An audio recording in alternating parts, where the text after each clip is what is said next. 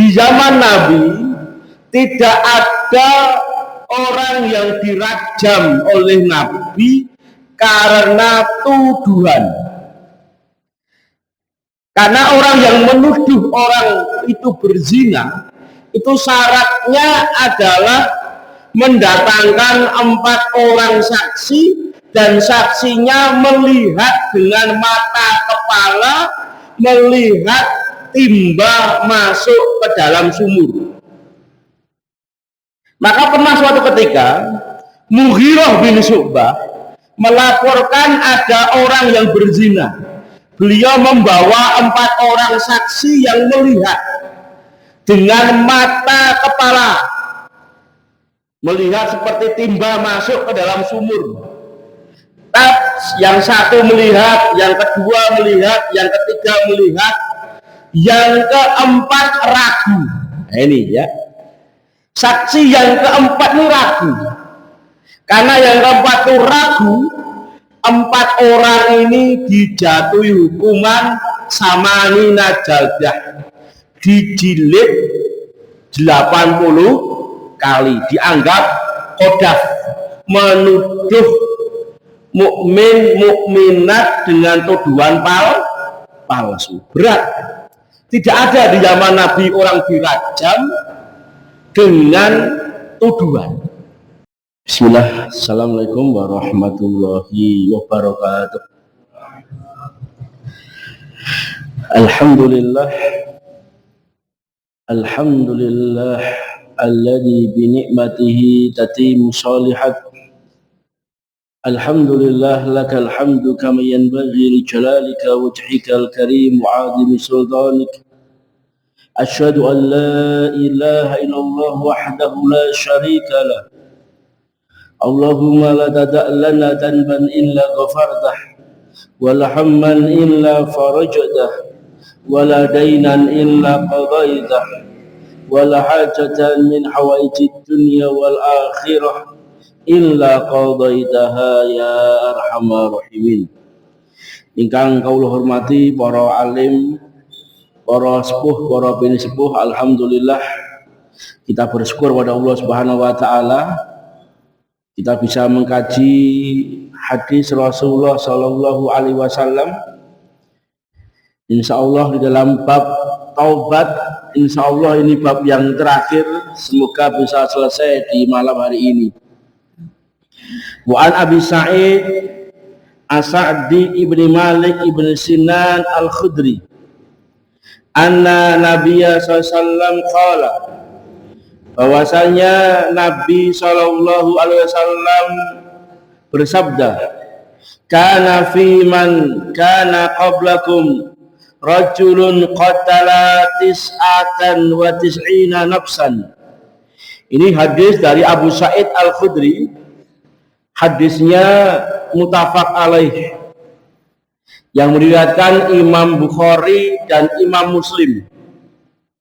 Dan perlu diingat Bapak Ibu-ibu, Imam Bukhari, Imam Muslim bukan orang Arab.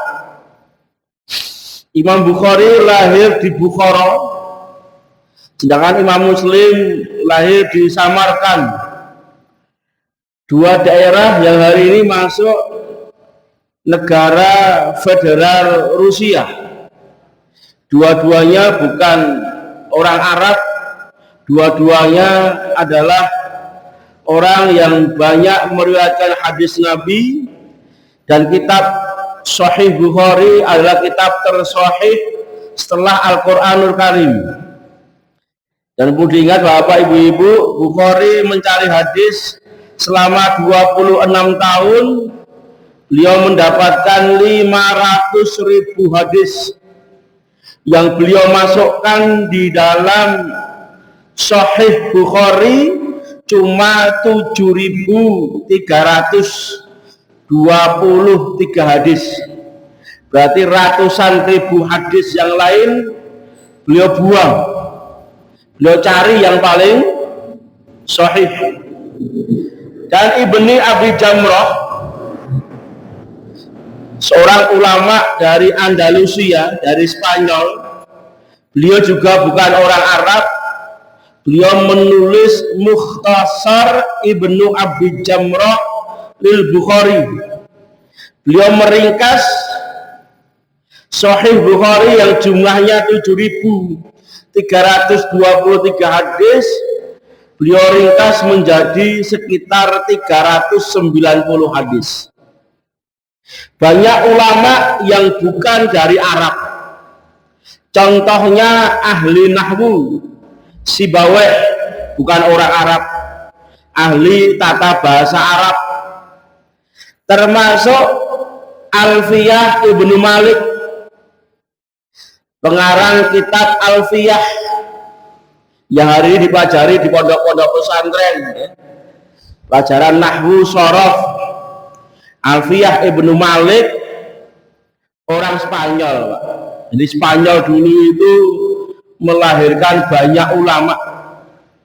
Islam berada di Spanyol selama 8 abad lamanya. Ahli matematika aljabar orang Spanyol. Ahli fikih Ibnu Abdul Bar juga orang Spanyol. Sampai orang-orang Inggris, ya, Raja Inggris, Raja Prancis mengirim putra-putra terbaik mereka untuk belajar di madrasah-madrasah yang ada di Spanyol dan Portugal. Sampai gelapnya Eropa diselimuti dengan kebodohan, itu munculnya sepatu jinjit dan sandal jinjit. Ini adalah sejarah paling keram, ya, paling gelap di Eropa. Ada yang tahu Bapak Ibu-ibu sejarah sepatu jinjit itu atau sandal jinjit itu? Orang Eropa memproduksi massal sandal jinjit dan sepatu jinjit itu karena mereka tidak memiliki WC. Mereka buang hajat sembarangan, sehingga sandal jinjit, sepatu jinjit itu dibuat supaya ketika kena kotoran itu tidak mengenai kaki mereka. Ikhwatal iman wa ikhwatal Islam, itulah zaman keemasan Islam. Walaupun hari ini Allah Subhanahu wa taala memperlihatkan kepada kita bagaimana kemunduran Islam di dalam ilmu pengetahuan. Hari ini orang-orang barat belajar dengan Islam mendapatkan, ya, keuntungan yang besar, bisa memahami ilmu pengetahuan yang hari ini di tangan mereka. Ini penyebabnya mungkin kaum muslimin telah meninggalkan ajaran dan meninggalkan kitabullah, sehingga hari ini mereka berada di dalam kehidupan yang cukup memperhatikan di dalam keilmuan. Karena ternyata kaum muslimin yang berada di negara-negara yang mayoritas muslim, minat bacanya lemah. Bagaimana mungkin mereka akan menguasai peradaban kalau minat bacanya lemah? Sing dibaca malah WA mungkin, ya, atau mungkin Facebook, Instagram dan yang lain. Wa an Abi Sa'id As-Sa'di ibni Malik ibni Sinan Al-Khudri anna salam kana fi man kana qablakum rajulun qatala tis'atan wa tis'ina nafsan. Nabi menceritakan, kalau yang cerita Nabi pasti ceritanya benar, apalagi hadisnya hadis Bukhari Muslim. Nabi menceritakan ada seseorang dari umat sebelum kalian qatala tis'atan wa tis'ina nafsan, dia membunuh 99 orang. Fasa'ala an a'lami ahlil ardi, kemudian pembunuh yang membunuh 99 ini bertanya siapakah orang yang paling alim di muka bumi ini? Fadulla ala rahib. Ternyata masyarakat menunjukkan dia kepada seorang rahib, seorang ahli ibadah. Ini kesalahan ya, ini kesalahan masyarakat. Dia mencari orang yang paling alim, malah ditunjukkan seorang ahli ibadah. Fa'atahu, kemudian dia mendatanginya, faqala innahu qatala tis'atan wa tis'ina nafsan fahal lahu min taubah. Wahai rahib, sesungguhnya saya telah membunuh 99 orang. Apakah masih ada tobat untuk saya? Faqala la, tidak. Faqatalahu fakamala bimi'ah. Kemudian rahib itu dibunuh, kemudian genap 100 orang yang dia bunuh. Saya bertanya kepada jamaah yang hadir, kenapa rahib itu mengatakan tidak? Ini kesalahan, Pak. Orang itu sudah betul, Pak. Dia mencari orang alim, tetapi ditunjukkan kepada seorang ahli ibadah. Kalau ahli ibadah itu memberi fatwa berdasarkan perasaan, karena dia tidak punya ilmu. Sesuai dengan perasaan dia, kalau membunuh 99 orang itu pasti tidak akan ada tobatnya, tidak akan diterima tobatnya. Artinya rahib itu mengeluarkan fatwa tanpa ilmu. Suma sa'ala an a'lami ahlul ardi. Kemudian orang itu bertanya lagi tentang orang yang paling alim di muka bumi ini. Fadulla ala rajulin alimin. Kemudian ditunjukkan kepada seorang ahli ilmu. Ini tepat. Dia bertanya kepada orang yang tepat. Faqala innahu qatala mi'a nafsin fahallahu min taubah.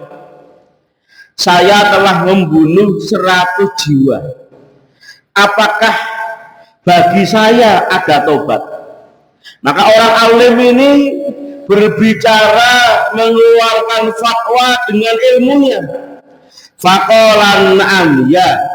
Wa man yahulu bainahu wa baina taubah. Siapa yang bisa menghalangi dirimu untuk bertobat kepada Allah Subhanahu wa ta'ala? Maka bapak ibu-ibu yang dirahmati Allah Subhanahu wa ta'ala, orang ini tepat bertemu dengan orang yang tepat, yaitu seorang yang alim. Yang jadi pertanyaan saya kepada para jamaah, Allah berfirman, man qatala mu'minan muta'ammidan fajaza'uhu jahannama khalidina fiha. Barang siapa yang membunuh orang mukmin dengan sengaja, maka balasannya adalah neraka jahanam, dia kekal di dalamnya. Pertanyaan saya, orang membunuh orang mukmin itu apakah masih diterima tobatnya? Padahal Al-Quran mengatakan dia kekal di dalam neraka jahanam. Ini pertanyaan saya, Pak. Karena para ulama ternyata terjadi perselisihan tentang orang yang membunuh seorang mukmin dengan sengaja. Pendapat pertama mengatakan pembunuh orang mukmin dengan sengaja tidak akan diterima tobatnya. Apa alasan mereka? Alasannya adalah membunuh seorang mukmin itu ada 3 hak yang dilanggar. Hak pertama adalah dosa dia kepada Allah. Ini bisa dengan taubat. Jadi kalau ada seorang mukmin yang membunuh seorang mukmin, obatnya kepada Allah ini dengan cara satu, memerdekakan budak. Kalau tidak ada, kalau hari ini nggak ada, diganti saum puasa syahraini mutatabi'aini, puasa 2 bulan berturut-turut. Ini kafarahnya, kafarah qatlu muta'amidan.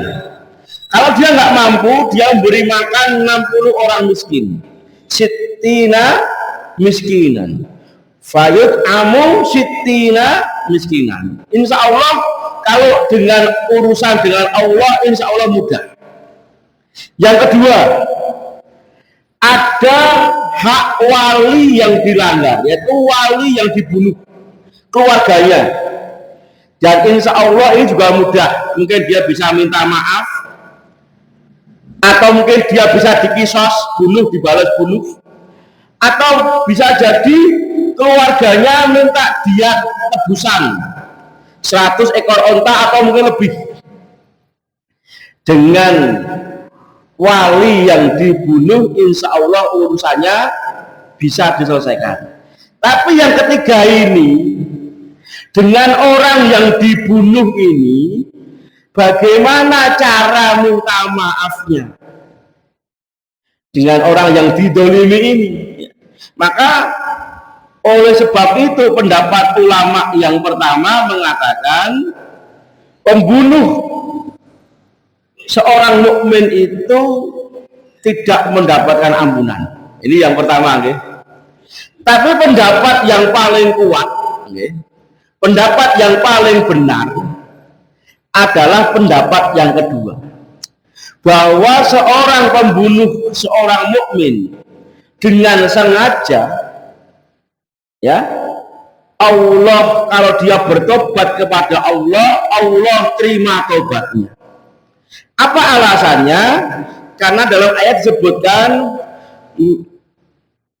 man qatala mu'minan muta'ammidan fajaza'uhu jahannama khalidina fiha. Khalidina fiha ini tidak disambung dengan khalidina fiha abada.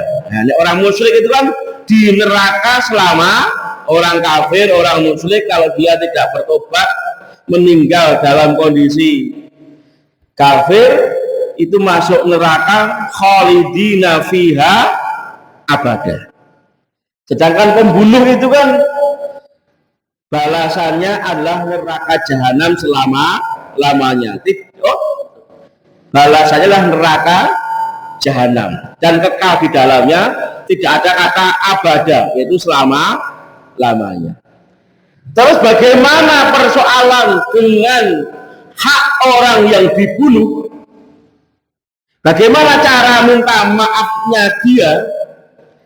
Nabi pernah bersabda, barang siapa yang bersungguh-sungguh membayar hutang, dia punya hutang, tapi dia bersungguh-sungguh ingin membayar, kok ternyata ajal mendahului dia, Allah yang akan membayar dia. Begitu pula ketika dia bersungguh-sungguh bertobat kepada Allah Subhanahu wa Ta'ala, maka Allah punya cara sendiri bagaimana permintaan maafan orang itu sampai kepada orang yang dibunuh, asal dia bersungguh-sungguh bertobat dengan tobatan nasuha. Ikhwatal iman wa ikhwatal Islam yang dirahmati oleh Allah Subhanahu wa Ta'ala, intalik ila ardi kada wa kada fa inna biha unasan ya'budunallah. Pergilah kamu ke negeri ini, karena sesungguhnya di dalam negeri itu ada sekelompok manusia yang beribadah kepada Allah. Fa'budillah ma'ahum wala tarji illa ardika fa innaha ardusu. Kalau engkau sudah sampai ke negeri yang saya sebutkan itu, beribadahlah kepada Allah bersama mereka, dan jangan sekali-kali kamu pulang ke negerimu, karena negerimu itu negeri yang buruk, lebih banyak orang yang bermaksiat daripada orang yang taat. Engkau membunuh 100 orang itu karena engkau ini akhlakmu, jiwamu dipengaruhi oleh lingkunganmu. Maka betul kata Nabi mengatakan dalam hadis yang sahih, ar-rajulu ma'adini khalilihi falyandur bima yukhalil. Seseorang itu bersama agama kawannya, maka lihatlah dengan siapa dia berteman. Komunitas itu kalau tidak baik, yang baik akan tergerus, akhirnya dia akan menjadi orang yang tidak baik. Kemarin polisi menangkap para pegawai negeri Kementerian Digital, diminta oleh negara untuk menghapus 5.000 situs judi online, tapi yang 1.000 malah dijaga, dikelola. Ini namanya pagar makan tanaman. 4.000 dia hapus, tapi yang 1.000 dipelihara. Setiap bulan dapat setoran 8,5 miliar. Nah, Masya Allah, 14 orang itu bisa jadi ada yang baik itu, Pak. Tapi karena lingkungannya sudah lingkungan yang buruk, akhirnya apa? Terpengaruh. Terus digaji negara masih jaga situs judi online. Padahal dia tahu bagaimana cara menghapus situs judi online, karena memang mereka adalah kementerian yang memiliki keahlian, ya, kompeten di dalam bidangnya. Fantalaqa hatta idza nasafat tariqa atahul maut. Ternyata seseorang yang membunuh 100 orang ini, ketika dia berangkat dari rumahnya menuju negeri yang di sana banyak orang yang beribadah kepada Allah, ternyata sampai pertengahan jalan atahul maut, dia didatangi malaikat maut, nyawanya dicabut oleh Allah. Fahtasomat fihi malaikatur rahmah wa malaikatul adab, maka berselisih, berkelahi antara malaikat rahmat dengan malaikat adab. Berkata malaikat rahmah, ja'a ta'iban muqbilan biqalbi ila Allah ta'ala, telah datang orang yang bertobat menghadap hatinya kepada Allah Subhanahu wa ta'ala.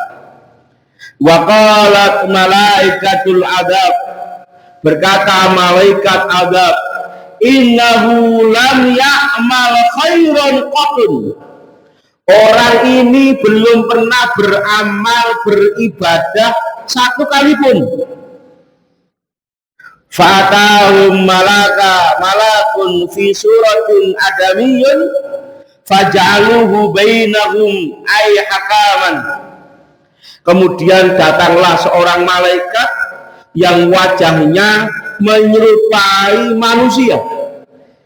Oleh malaikat rahmat dan malaikat adab, malaikat ini yang wajahnya menyerupai manusia dijadikan hakim untuk memutuskan perkara ini. Faqala, berkata malaikat yang menyerupai manusia, kisuma bainal arbaini wa illa ayatahima kana adna fawalam. Maka malaikat yang menyerupai manusia ini mempunyai ide, tolong diukur dari negeri dia dengan negeri yang dimana dia mau bertobat, lebih dekat mana? Kalau lebih dekat dengan negeri yang dia bertobat, dia milik malaikat rahmat. Tapi kalau dia lebih dekat dengan negeri dia, negeri yang tidak baik, yaitu negerinya dia, maka dia adalah milik malaikat adab. Faqasu fawajaduhu adda ilal ardil lati arada faqabadathu malaikatur rahmah. Hadis muttafaq alaih. Ternyata telah diukur lebih dekat dengan negeri di mana dia mau bertobat. Selisihnya cuma 1 jengkal, Pak, ya. Cuma 1 kilan. Boten wonten 1 meter. Masya Allah. Akhirnya dia diambil oleh malaikat rahmat. Bapak ibu-ibu yang dirahmati oleh Allah Subhanahu wa taala, kemudian saya bacakan hadis yang kedua. Ada 4 hadis. Semoga bisa selesai. Kalau nggak selesai kita ulangi besok lagi. Hadis yang kedua, wa an Abi Nujaid bidomin nun Imran ibn Husain al-Khuzai. Imran bin Husain ini adalah sahabat yang wajahnya sering diserupakan oleh seorang malaikat. Ana imra'atan min Juhaina. Ada seorang wanita dari Juhaina. Atat Rasulullah wahiyya hubla minaz zina. Datang seorang wanita dari Juhaina mendatangi Nabi bahwa wanita ini telah berbuat zina. Faqalat ya Rasulullah asabtu haddan fa'aqimhu alayya. Ya Rasulullah, saya ini telah berbuat melanggar hudud, telah berbuat zina. Tolong tegakkan kepada saya hukuman. Ini Masya Allah, seorang wanita yang berzina, tapi wanita ini ingin bertobat pada Allah Subhanahu wa ta'ala. Bapak ibu-ibu yang dirahmati oleh Allah Subhanahu wa ta'ala, di zaman Nabi tidak ada orang yang dirajam oleh Nabi karena tuduhan. Karena orang yang menuduh orang itu berzina, itu syaratnya adalah mendatangkan 4 orang saksi, dan saksinya melihat dengan mata kepala, melihat timba masuk ke dalam sumur. Maka pernah suatu ketika Mughirah bin Syu'bah melaporkan ada orang yang berzina. Beliau membawa 4 orang saksi yang melihat dengan mata kepala, melihat seperti timba masuk ke dalam sumur. Yang satu melihat, yang kedua melihat, yang ketiga melihat, yang keempat ragu.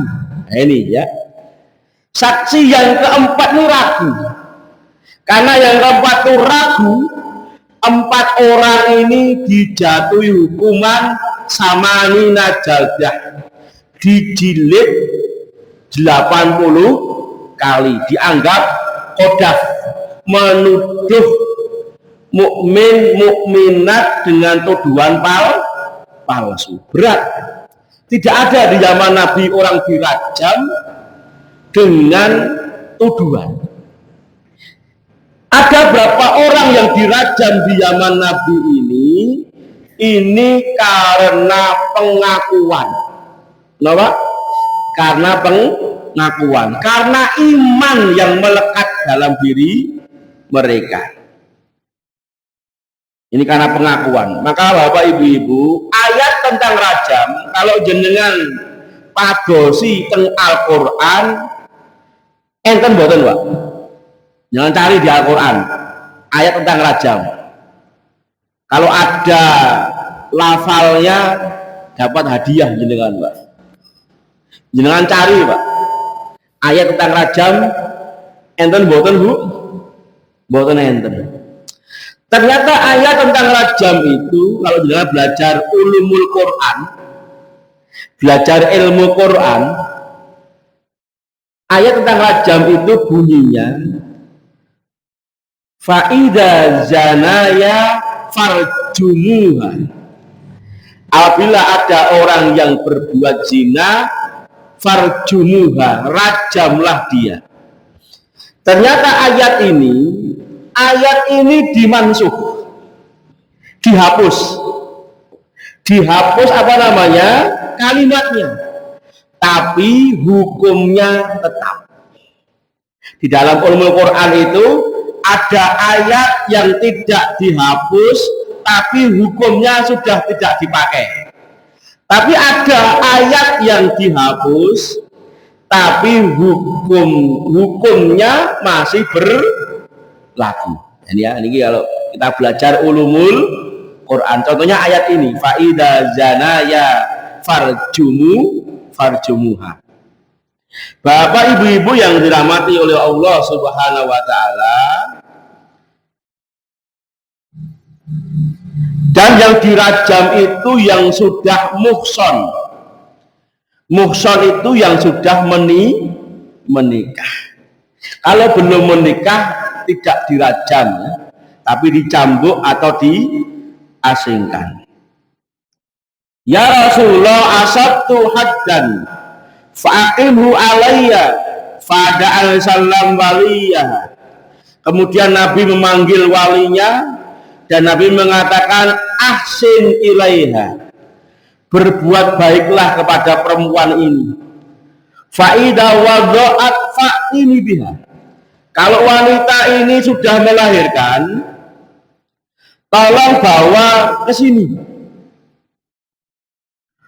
Fa'ala fa'amara bi'alaihi salam fasuddat alaiha siyabuha. Ketika wanita itu sudah melahirkan, Nabi panggil wanita itu, Nabi perintahkan para sahabat untuk mengencangkan bajunya. Dirajam itu dengan batu yang sedang, ya. Karena ketika dilempar itu dikhawatirkan karena rasa sakit auratnya tersingkap, ya.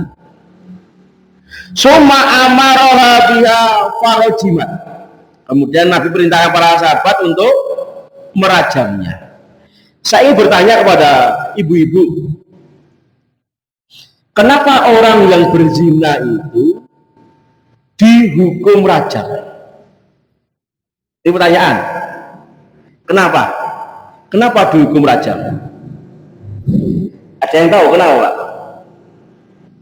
Para ulama mengatakan orang yang berzina itu akan merasakan keenakan di seluruh tubuhnya. Orang yang berzina, ya, dia akan mendapati kenikmatan di seluruh tubuhnya. Maka hukumannya dia juga harus merasakan kesakitan di seluruh tubuhnya. Itu bisa dengan rajam, ya, dengan rajam. Tapi perlu diingat Bapak Ibu, rajam itu hanya berlaku di sebuah negara yang menegakkan hukum rajam, sebagaimana Saudi atau Afghanistan. Karena ini domainnya negara, Pak, ya, domainnya apa? Negara. Terus ada pertanyaan, bagaimana dengan orang yang berbuat zina? Lebih utama mengaku atau tidak? Para ulama mengatakan, kalau dia punya keyakinan untuk bertobat kepada Allah, dia bisa bertobat. Lebih baik tidak mengaku. Kenapa lebih baik tidak mengaku? Karena dia punya kesempatan untuk bertobat. Nabi mengatakan, kullu umatin mu'afan illa mujahirin. Semua umatku itu akan Allah maafkan, ya, akan Allah beri maaf illa mujahirin, kecuali orang yang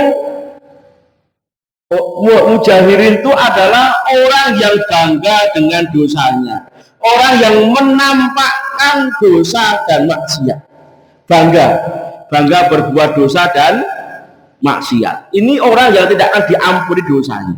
kullu ummatin mu'afan illa mujahirin. Semua umatku ini akan Allah maafkan kecuali orang yang terang-terangan berbuat dosa. Aib itu sudah Allah tutup tapi dia buka. Karena kalau dia sudah hukuman itu, berita itu sudah sampai kepada hakim. Kalau dulu sampai kepada Nabi, pasti akan ditegakkan hukuman. Yang kedua, kalau orang itu merasa tidak bisa bertobat, khawatir mengulangi lagi, maka lebih baik dia minta ditegakkan hukum rajam kepadanya. Kita lanjutkan. Summa shalla 'alaiha. Kemudian Nabi menyolatkan wanita itu. Faqala lahu Umar, maka berkata Umar bin Khattab, "Tusolli 'alaiha ya Rasulullah, wa qad zanat ya Rasulullah." Kenapa engkau menyolatkan orang itu padahal wanita itu wanita pezina? Kenapa engkau sholatkan ya Rasul? Faqala, Nabi berkata, laqad tabat taubatan law qusimat baina sab'ina min ahlil Madinah lawasi'athum. Nabi mengatakan, sungguh wanita ini telah bertobat kepada Allah. Tobat wanita ini kalau dibagi dengan 70 penduduk Madinah, insya Allah mencukupi. Masya Allah, wanita mulia. Dibandingkan dengan 70 penduduk Madinah, dosa penduduk 70 penduduk Madinah, dengan tobatnya wanita ini, insya Allah mencukupi. Berarti dia lebih mulia daripada 70 orang penduduk Madinah. Kemudian Nabi dengan mantap mengatakan, wahal wajadta abdala min anja'at binafsiha lillahi azza wa jalla. Ya Umar, apakah ada yang lebih baik dari seorang wanita yang menyerahkan dirinya kepada Allah Subhanahu wa ta'ala? Dia minta dihukum karena iman dia kepada Allah Subhanahu wa ta'ala. Maka Nabi menyolatkan wanita itu, dan wanita itu insya Allah penghuni surga dengan keimanannya. Monggo Bapak Ibu, kalau ada pertanyaan kami persilahkan. Berarti 2 hadis belum selesai, ini baru kurang 2 hadis dalam bab taubat yang belum tersampaikan. Monggo di luar materi yang salah nggih.